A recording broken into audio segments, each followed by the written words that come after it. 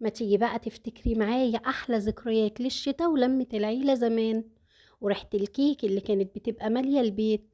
جمعي ولادك ودفي البيت واحفري في ذاكرتهم أجمل ذكريات يفتكروكي بيها. دفيهم بأجمل صينية كيك برتقان هشة ومرتفعة، وطعم البرتقان فيها واضح جدا وده اللي محليها. بس الأهم سهولة تحضيرها في 5 دقايق وفي الخلاط. في الفرن هتكوني دخلتيها والنتيجة كيكة هشة ومرتفعة وطعمها تحفة. يلا نسمي بالله ونشوف الطريقة. أنا معايا هنا في الخلاط 1.5 كوباية من السكر. نزلت بكوباية إلا ربع من الزبدة أو الزيت اللي عندك استخدميه. ضربته لمدة 3 دقايق لحد ما الخليط لونه افتح معايا وبقى أبيض كده. وده سر من أسرار الكيك بتاعي اللي بيخليه شبه الكيك الإسفنجي في الهشاشة والارتفاع. عليهم 4 بيضات. كمان كيس من الفانيليا البرتقال، لو مش عندك مفيش مشكلة خالص استخدمي فانيليا عادية. حطيت عليها معلقة كبيرة من الخل، 2 معلقة كبيرة من بشر البرتقال. أهم حاجة تبشري اللون الأورنج اللي من بره، متاخديش من الأبيض خالص عشان بيمرر. معايا هنا كوباية من عصير البرتقال. لو مش عندك عصارة كهربا اعصريها بنفس الطريقة اللي شفتيها.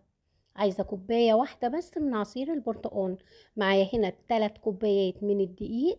نخلتهم كويس جدا. نزلت عليهم ب2 معلقة كبيرة من النشا، وكيس من الكيك شيف، ونص معلقة صغيرة ممسوحة من الملح. أهم حاجة حجم الكوباية موحد في كل المقادير. المكونات الجافة كلها مع بعض. والمقادير دي تقدري تعمليها في صينية كبيرة مقاس 30.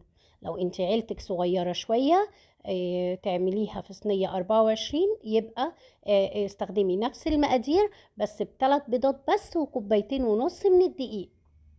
باقي المكونات زي ما هي. انا هنا خليت الخلاط عندي على رقم 1 بس على اقل سرعة، ونزلت بالدقيق معلقة معلقة. نفس الوضع لو بتستخدمي مضرب كهرباء، برضو اعملي على اقل سرعة على 1 وبمضرب 1 بس مش بالاتنين. اول ما يختفي الدقيق ما تبالغيش في الضرب، خلاص وقفي ضرب. دخلتها على فرن مسبق التسخين على درجة حرارة 180. قعدت معايا في الفرن من 40 ل 45 دقيقة. اختبرتها كده بخلة الشيش طلعت نظيفة. خلاص طلعتها على الشبكة زي ما انت شايفة. المفروض ان احنا بنسيبها تهدى خالص قبل ما نقطعها. احنا طبعا الولاد عندي ما صبروش. كانوا عايزين يناموا، الوقت كان متأخر. فقطعتها على طول. هتلاقيها حتى بتطلع لسه البخار بتاعها. انت ما ت- يعني المفروض ان انت تستني عليها شوية عشان ما تفتفتش معاكي كده. بس بصراحة طلع قوامها حلو جدا. كل ما تستني عليها تبرد كل ما الطعم بتاعها كمان هيبان احلى واحلى. مش هتحتاجي جنبها غير كوباية شاي او شاي بلبن وتبقي عملتي احلى عشاء للولاد.